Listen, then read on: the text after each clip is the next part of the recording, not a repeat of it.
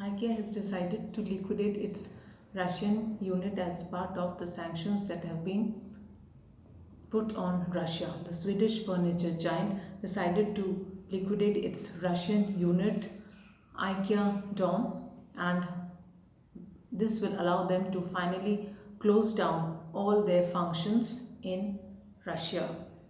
In March, IKEA had closed down all its units in Russia as part of the sanctions that were imposed on the country, and now to completely stop all the functioning of its units, this unit of IKEA Dom will be now liquidated so that all the legal paperwork can be completed, after which it will completely stop functioning in Russia.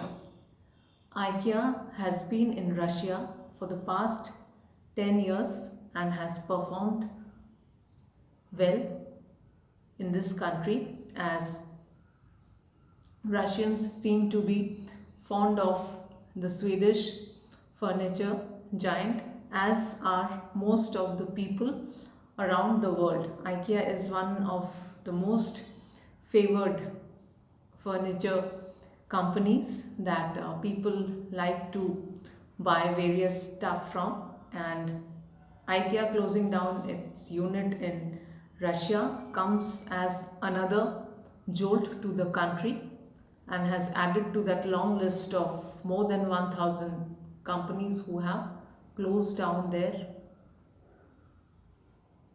shops and their stores in the country.